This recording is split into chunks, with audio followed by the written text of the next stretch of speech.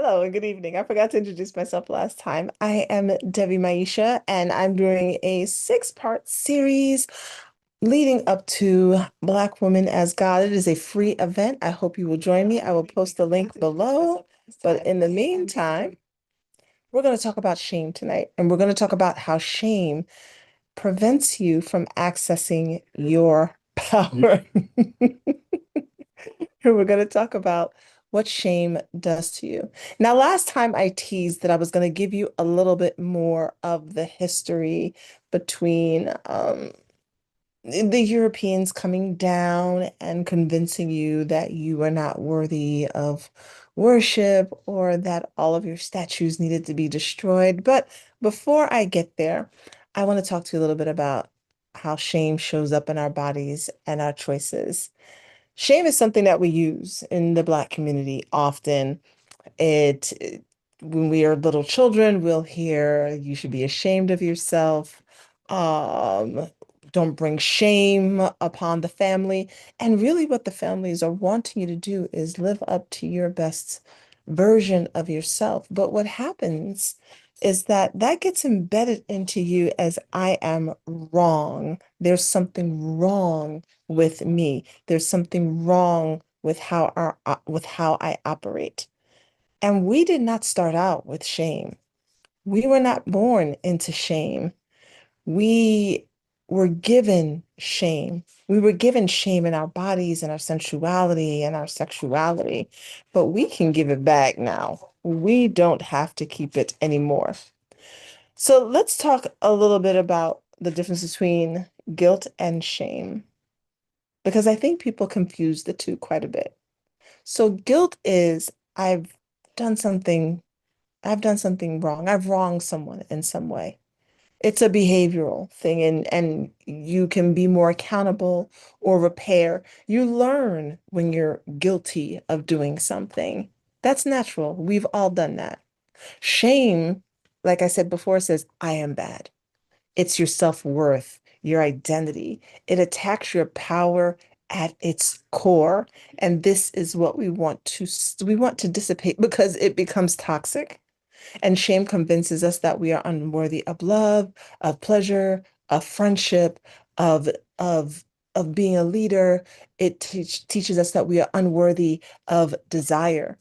It doesn't motivate growth the way guilt can.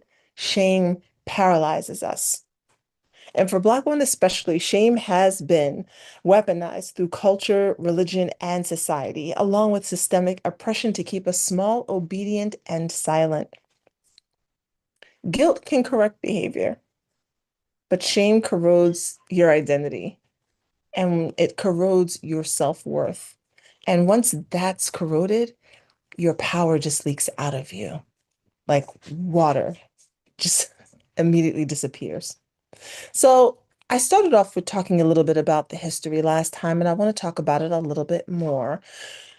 This theory of why we are so despised by those of European descent and why they have seemed to make it their mission to make you feel as small and as powerless as possible. So last week, I talked about how the folks came down from the north and came through into northern Africa. And on their way, they destroyed the statues, the temples that existed because you were seen as God, because life came through you. You were revered, you were held in high esteem, you were respected, even if you did not give birth. I talked about that last week. Here's an interesting theory that I once read as to why there was such disdain for us. So, a couple of things. The first is when, now this is just a theory, I didn't write this, but there was this idea that when certain tribes and villages had albino children who looked different, they cast them out from the tribe, sent them out because they looked different, right? Those children grew and migrated north. Those children became what were the ancestors of the Europeans. Kind of an interesting theory when you think about it, because when you think about how long it actually takes to mutate from a brown hue, a very dark brown hue, to a lighter hue, it would take a while for that to happen over thousands of years. That would take a long time. But if you think about the theory of it being albino children, now this is happening even faster. So it's just interesting. And I encourage you to go check it out. There's one particular book called The Making of the White Man. I don't remember the author, but it is an interesting read and just gives you something to think about. So imagine, just imagine, you have these descendants that grow up feeling cast out, feeling disregarded, feeling this hatred for those who left them behind, the mothers and the fathers who discarded them. Just imagine if that were the theory. And here they are now in this harsh land over time, this barren place where vegetation doesn't really grow in the Caucasus Mountains. It's cold. All you can do is survive. You're hunting. You're doing your best to live. It's every man for himself. Children become a liability because they're another mouth to feed. There's no real respect for the women in those environments. But when you think about what's happening further south, where there's sun and abundance and everything growing everywhere, and there is community, and there's gold, silver, diamonds, all of these types of precious metals, books that everyone is reading, there's irrigation, plumbing. When you think about how our ancestors were living versus how the folks in the north were living, well, now let's fast forward to what I talked about last week and let's piece that together. And again, all theory.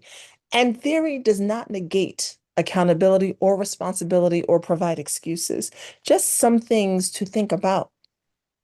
And so imagine now here these people come, they are warring tribes. I mean, we had wars too, don't get me wrong. The continent of Africa was not a utopia. But you have these serious warring tribes coming down from the Caucasus Mountains, coming down through what would become Europe. And along the way, the anger, the bitterness, uh, the lack of everything, because everything that they learned, they ended up learning from us. And so along the way, as they came through, they wanted to destroy that which cast them out. This is part of the theory. And so, in doing so, over time, enter in religion, enter in culture, enter in society. Imagine them taking the teachings of religious teachers and twisting them to their benefit. And by the way, if you really want to know more about the teachings of Christ, I highly suggest checking out the Coptic Christians in Ethiopia who were never conquered and managed to hold on to those teachings more than anyone else has. But I highly suggest checking them out to learn more.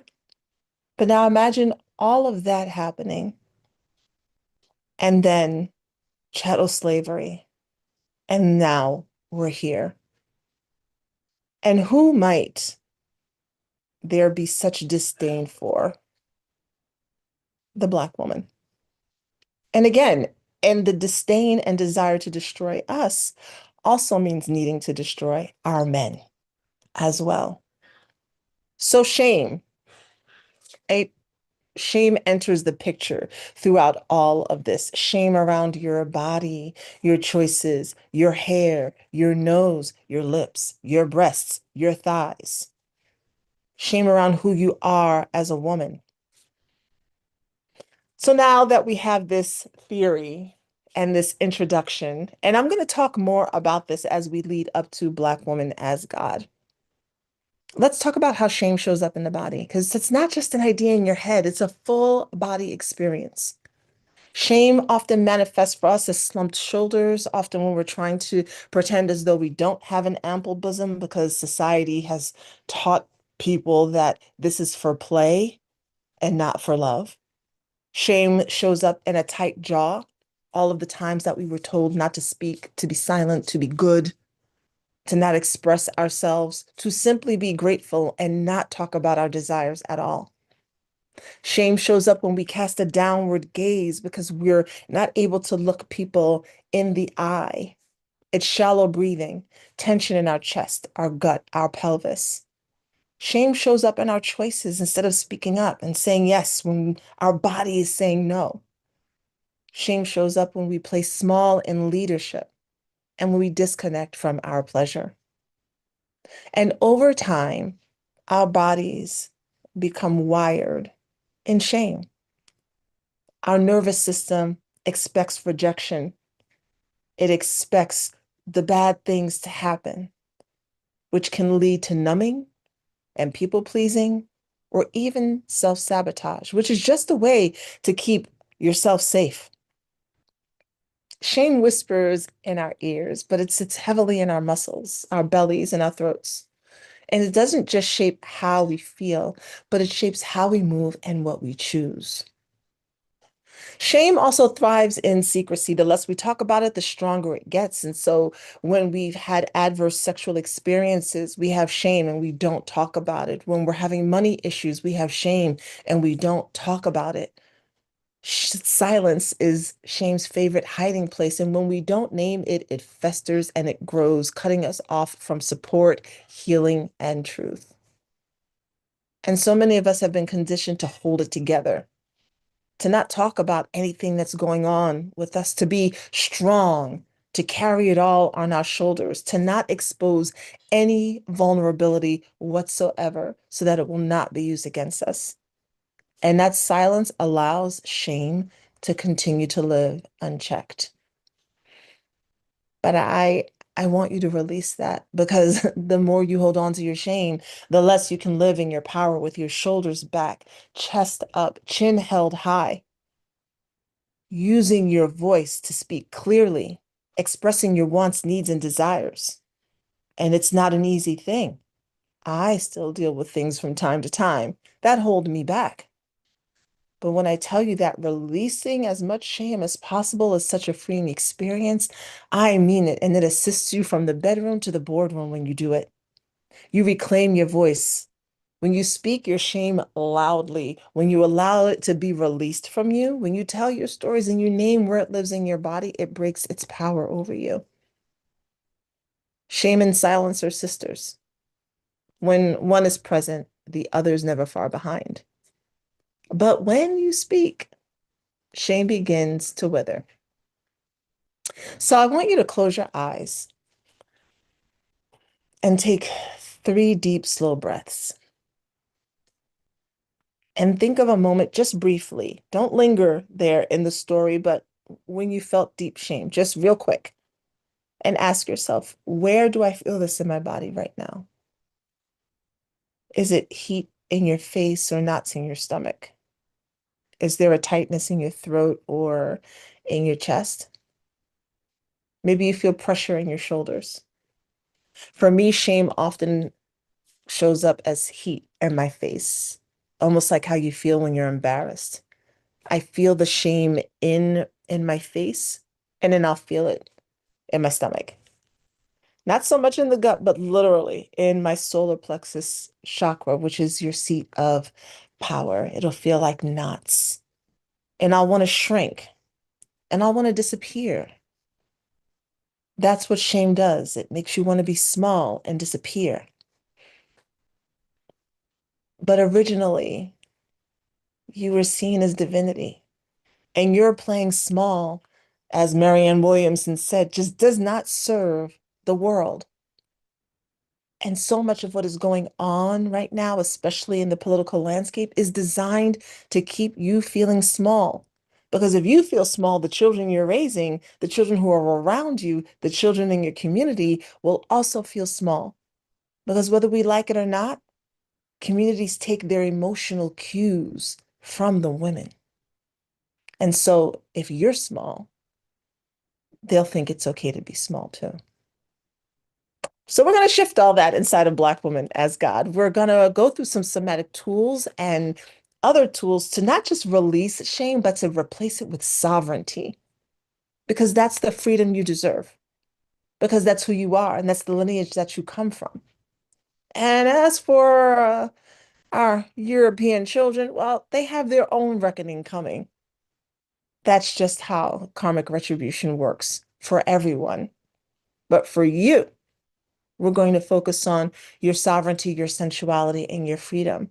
And not because I want you to put on a cape and go save the world, but because you deserve everything. You are the mother of humanity. You are the blueprint. There's not a human being on this planet that didn't first come through the legs of a Black woman. And so you deserve to be honored, revered, loved, and respected as the goddess you are. Black Woman as Goddess happening Saturday, September 20th at 1 p.m. The link is below. I would love to see you join me there. This is a free event. There is a VIP upgrade for those who are interested for a second day where we go a little deeper, but you are more than welcome to come to the free event. Sis, I hope to see you there.